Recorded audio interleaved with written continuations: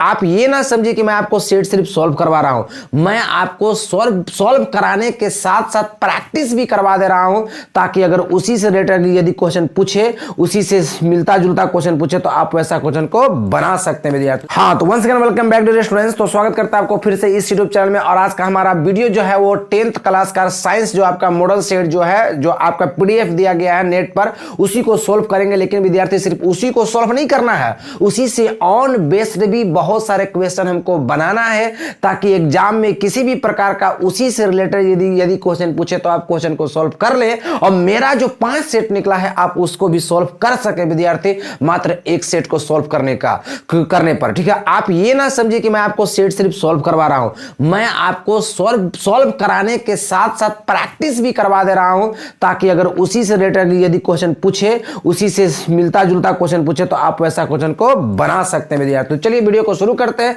यदि आप चैनल पर नए हैं तो चैनल को सब्सक्राइब कर लीजिए और वीडियो को लाइक कर दीजिए विद्यार्थी, और अपने दोस्तों के साथ शेयर भी कर दीजिए, क्योंकि इस प्रकार का आपको डिस्कशन जो है एक यूनिक डिस्कशन होता है, जिसके माध्यम से आप एग्जाम में भी और इस प्रकार के कई मॉडल सेट को आप सोल्व भी कर सकते हैं। और नए हैं तो चैनल को सब्सक्राइब भी कर लीजिए। चलिए विद्यार्थी वीडियो को शुरू करते हैं।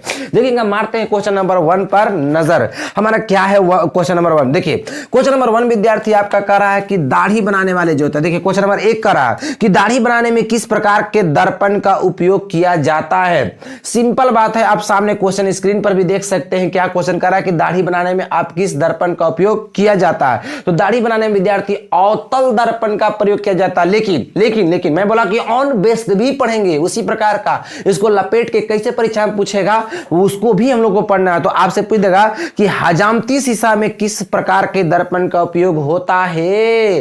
तो हजामती शीशा में याद रखिएगा अवतल दर्पण का, कंपटीशन वगैरह में भी ऐसे क्वेश्चन पूछता है, याद रखिएगा। हजामती शीशा जो होता है विद्यार्थी, याद रखिएगा, ये आप बल्कि एक सेट और तैयार कर लीजिए, उसमें लिखते चलिए कि हजामती शीशा में किस दर्पण का प्रयोग होता है। तो किसका? अवतल का, जो ये आपका ऑप्शन है विद्यार्थी। ठीक है ना। चलिए बात करते हैं विद्यार्थी क्वेश्चन नंबर 2 की बात करते हैं। तो क्वेश्चन नंबर 2 में कह रहा है कि गोलीय दर्पण में फोकस दूरी एवं वक्रता त्रिज्या के बीच संबंध आपको बताना है विद्यार्थी। गोलीय दर्पण में वक्रता त्रिज्या मतलब कौन सी? आर, इसमें स्मॉल आर दिया इसलिए, और फोकस दूरी में संबंध। तो आर बराबर या तो 2f होगा, अगर ये वाला ऑप्शन में नहीं होगा विद्यार्थी, आर बराबर 2f होगा, अगर ये नहीं होगा तो f बराबर आपका r/2 होगा। आप देख लीजिए विद्यार्थी, अगर फोकस दूरी 10 है, वक्रता त्रिज्या पूछेगा तो 10 दूना 20 कर दीजिएगा।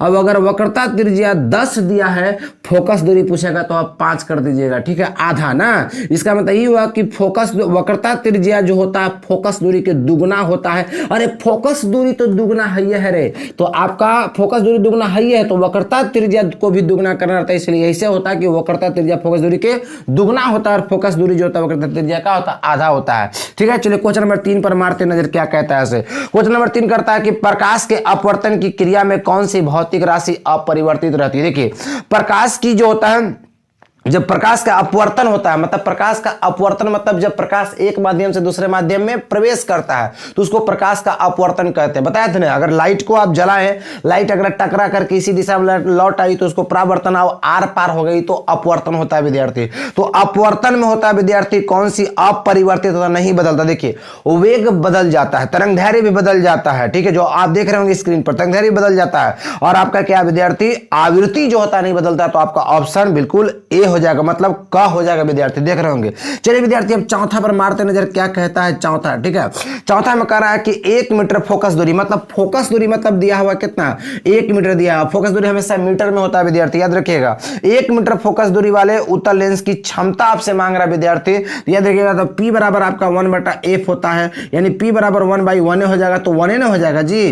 तो 1d हो जाएगा, 1 डायऑप्टर हो जाएगा विद्यार्थी, जो कि ऑप्शन आपका ख हो जाएगा। चलिए पांचवा पर मारते हैं नजर विद्यार्थी। इसी प्रकार से इस प्रकार से अच्छा ये पूछ सकता है, लेंस की क्षमता कैसे मात्रा पूछ जाएगा तो डायोप्टर बता देंगे। फोकस दूरी हमेशा काम में होता है तो मीटर में बता दें। मैं बोला कि आपको सिर्फ सॉल्व नहीं करना, उसी का ऑन बेस भी पढ़ना है। ठीक है ना। तो यहाँ पर फोकस दूरी मीटर में होता है और लेंस की क्षमता कैसे मतलब डायोप्टर होता है। चलिए पांचवा पर मारते नजर। क्या कहता है पांचवा हमारा? क्वेश्चन नंबर 5 देखेंगे विद्यार्थी। ठीक है ना। ठीक है, तो क्वेश्चन नंबर 5 देखेंगे विद्यार्थी। क्या कर रहा है क्वेश्चन नंबर 5? शब्द फिर से आइए यहाँ पर बता रहे टोटल हम 1 मिनट सिर्फ चार हमारा हो गया। 5 में देखिए विद्यार्थी क्या कर रहा है, 5 में ध्यान से देखिएगा। 5 में कह रहा है विद्यार्थी की 4D क्षमता वाले, जब जब क्षमता कहेगा तो समझिए कि आपका P बराबर दिया है, और जब जब आपका विद्यार्थी क्या कहेगा फोकस दूरी तो F बराबर दिया है। तो P बराबर आप कर दिया कितना 4D दिया हुआ विद्यार्थी, 4D आपका क्या क्या दिया हुआ है। तब कह रहा है कि 4D क्षमता वाले अवतल लेंस की फोकस दूरी क्या होगी, आपका फोकस दूरी मांग रहा है कि फोकस दूरी क्या होगा। तो यह देखिएगा चूंकि अभी तुरंत बताए थे P बराबर 1/F पढ़े थे, यानी F बराबर चूंकि हमको फोकस दूरी मांग रहा है इसीलिए F यहां पर आ जाएगा, तो F बराबर 1/P हो जाएगा।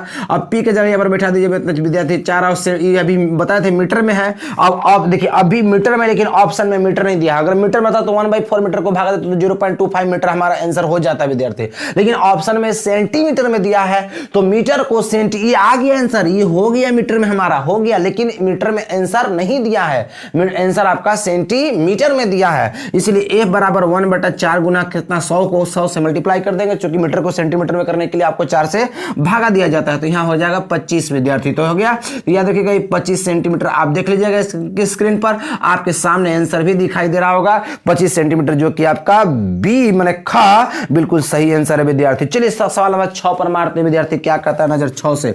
6 को देखेंगे बच्चा पार्टी सबको एकदम नजर यहां पर बना कर रखेगा। 6 में क्या कर रहा है, 6 में देखना इधर, कम पढ़ो लेकिन जानदार पढ़ो, ऐसा पढ़ो कि उस प्रकार का क्वेश्चन कभी परीक्षा में पूछे तो बता देना, ठीक है। वाहन के अग्रदीप में किस दर्पण का उपयोग होता है। वाहन जो अग्रदीप होता है, देखिए गाड़ी जो आगे वाला लाइट होता है उसमें देखिए दीप का मतलब क्या हो गया, लाइट, ठीक है, दीप है ना, दीपक समझते हैं, दीपक मतलब लाइट, ये कर रहा है। तो वो अग्रदीप जो आगे होता है वो कौन सा दर्पण होता है, तो अवतल होता है। और बगलवा में जो यहाँ पर जो लक्षणिया देखेला होता है, चेहरा देखेला होता है, वो कौन सा दर्पण होता है, वो उत्तल दर्पण होता है। बात समझ गए, उत्तल दर्पण है ना। तो यहां पर सामने है उत्तल दर्पण और जो हेडलाइट है वो अवतल दर्पण, जो कि आप देख रहे हैं कि ऑप्शन ए आपका सही होगा।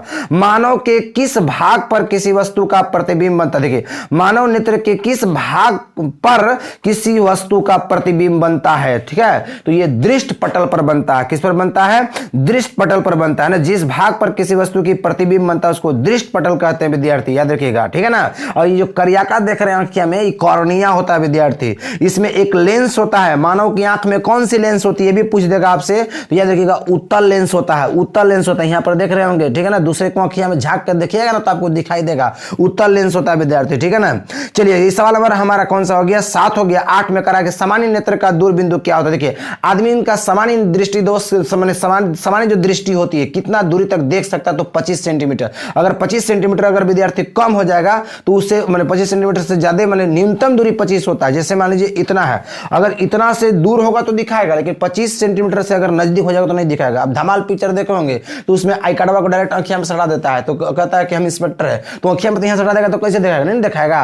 तो इसीलिए जो होता है विद्यार्थी वो 25 सेंटीमीटर से नजदीक कर देता है, तो कम से कम आप 25 तक देख सकते हैं। 25 से अगर नीचे आएगा तो आप नहीं देख सकते, दूर देख सकते हैं आप, ठीक है ना, लेकिन 25 से नीचे नहीं देख सकते। आगे देखिएगा 9 में करा कि नेत्र में जाने वाली प्रकाश की मात्रा, नेत्र में जो प्रकाश जाता है उसकी मात्रा को कौन नियंत्रित करता है विद्यार्थी, तो पुतली ना, पुतली करता है। 10 में विद्यार्थी कर रहा है, ध्यान से देखिएगा, मानव नेत्र में प्रतिबिंब की प्रकृति क्या होती है। तो मानव नेत्र में प्रतिबिंब की जो प्रकृति होता है उल्टा होता है या वास्तविक होता है, ठीक है ना।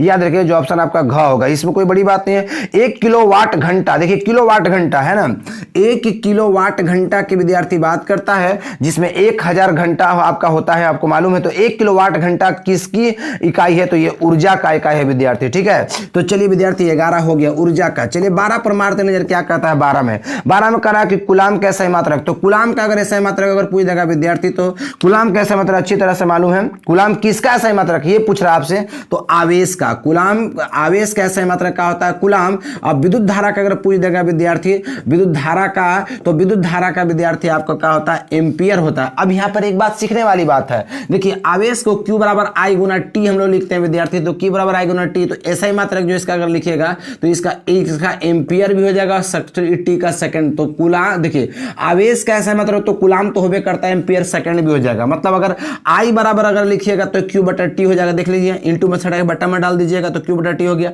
मतलब अगर विद्युत धारा का SI मात्रक लिखिएगा तो कुलाम प्रति सेकंड भी हो सकता है। मतलब ये ना समझे कि परीक्षा में सिर्फ विद्युत धारा का SI मात्रक एम्पियर पूछ सकता, नहीं, आपका ये भी पूछ सकता है, कुलाम पर सेकंड भी पूछ सकता है, ठीक है। अगर आवेश का SI मात्रक कुलाम सिर्फ नहीं, एम्पियर सेकंड भी पूछ सकता है विद्यार्थी। चलिए ये हमारा 12 हो गया। 13 पर मारते नजर विद्यार्थी, 13 क्या कहता है, 13 13 में कहता है कि विद्युत मोटर एक ऐसी युक्ति है जो परिवर्तित करता है। तो विद्युत ऊर्जा को यांत्रिक, देखिए विद्युत मोटर विद्युत ऊर्जा को यांत्रिक ऊर्जा में, ये भी पूछ सकता है कि विद्युत जनित्र एक ऐसी युक्ति होता है। तो विद्युत जनित्र जो होता है यांत्रिक ऊर्जा को काम है विद्युत ऊर्जा में, ठीक है, जो कि ए हो जाता है, लेकिन विद्युत मोटर है तो आपका यहाँ पर बी हो जाएगा।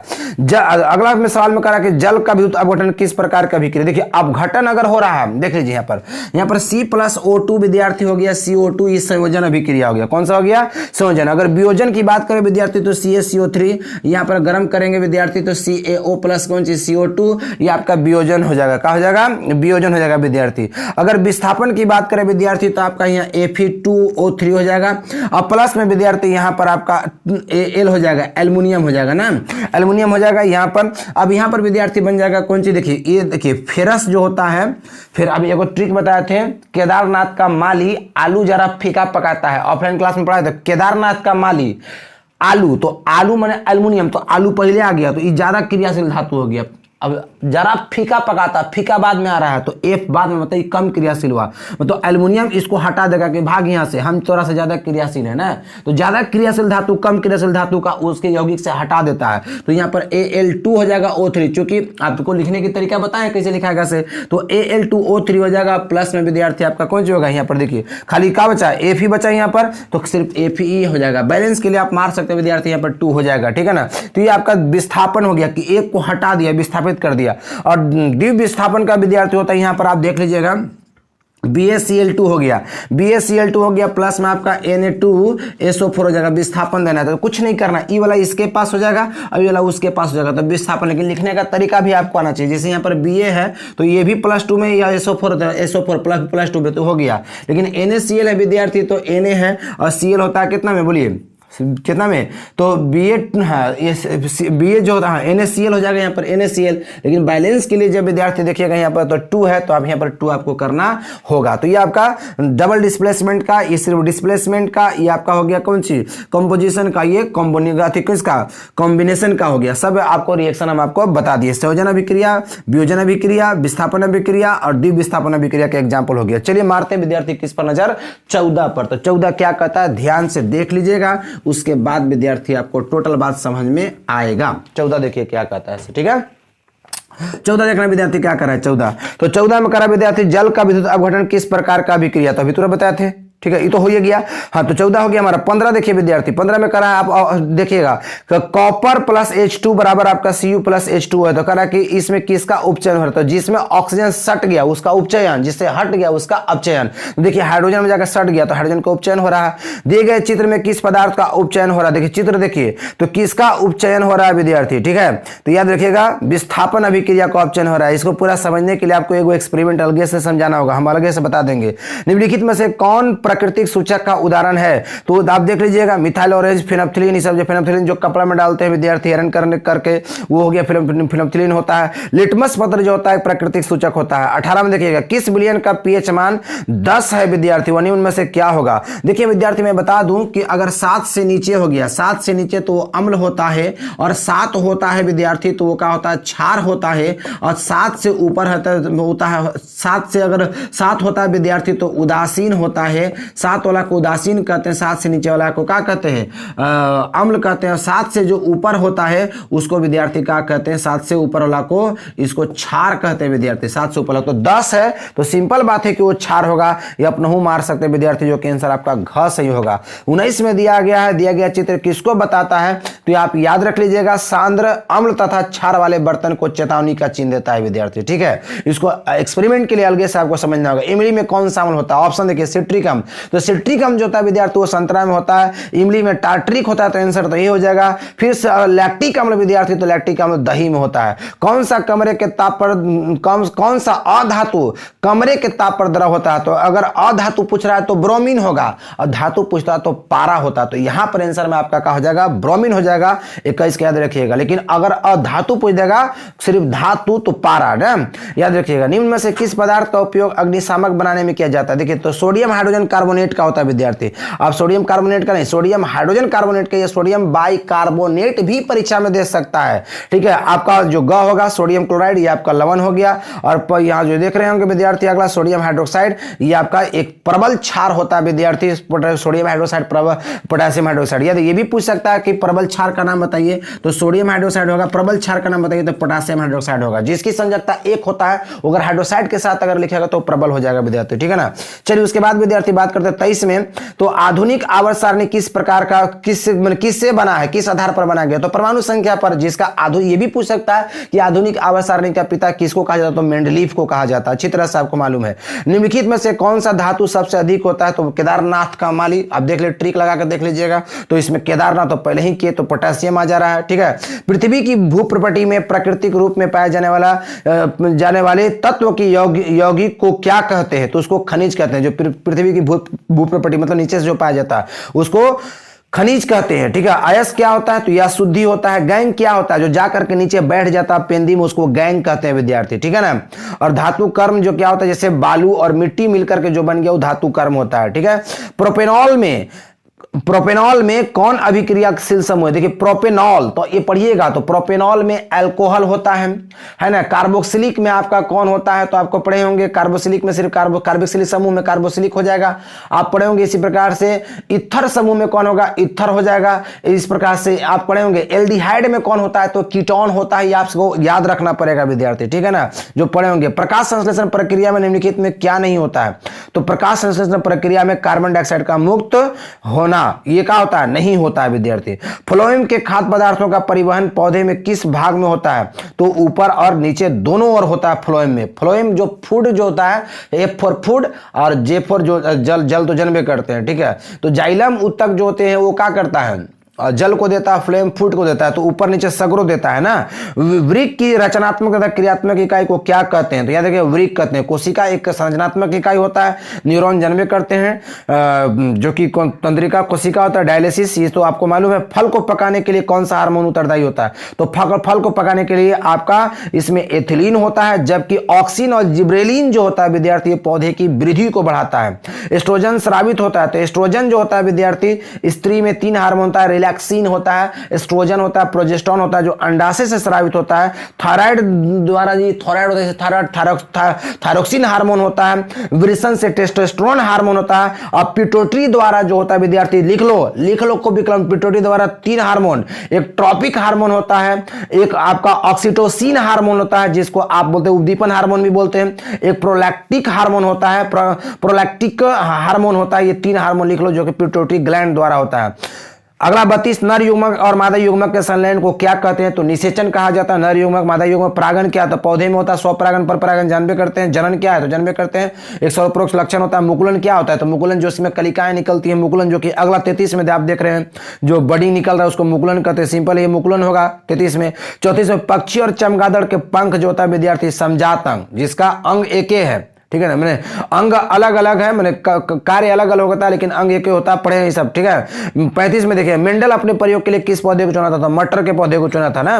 लेकिन निम्नलिखित में से कौन उत्पादक है, तो उत्पादक मैंने जो अधिक करता है, सबको उत्पादित करता है ना, उसको ये इसमें घास है विद्यार्थी। 37 में करा किसी आहार श्रृंखला में शाकाहारी का निर्माण होता है, तो द्वितीय पोषी स्तर का, याद रखिए द्वितीय पोषी स्तर का। 28 में करा कि ओजोन परत के उपक्षय के लिए जिम्मेदार होता है, तो सीएफसी यहां पर होगा। सीएफसी का फुल फॉर्म भी आपसे परीक्षा में पूछता है, तो क्लोरोफ्लोरोकार्बन होता है विद्यार्थी। निम्नलिखित में कौन जैव मात्रा ऊर्जा स्रोत का उदाहरण नहीं है, तो नाभिकीय ऊर्जा होगा, याद रखिएगा। पवन ऊर्जा उत्पादन के लिए पवन की चालू न्यूनतम कितनी होनी चाहिए, मैंने चाल न्यूनतम कितनी होनी चाहिए, तो 15 मीटर पर सेकंड होना चाहिए विद्यार्थी। तो ये बहुत कम समय में मैंने एक बहुत बड़ा आपको तैयारी करवाया है, क्योंकि आप इसके रिलेटेड आप बहुत सारे ऐसा क्वेश्चन बना सकते हैं विद्यार्थी। तो चलिए मिलते हैं नेक्स्ट वीडियो में। एक दिन हमारा इंटर का वीडियो बनेगा, एक दिन विद्यार्थी 10th का बनेगा, और इसी का रेगुलर चलते रहेगा। लाइव में भी इसी चलेगा, एक दिन 10th का, एक दिन इंटर का। और बेसिक इंग्लिश सीखना चाहते हैं तो 6:45 से हमारा लाइव क्लास चलता है। चलिए मिलते हैं नेक्स्ट वीडियो में, तब तक के लिए गुड बाय।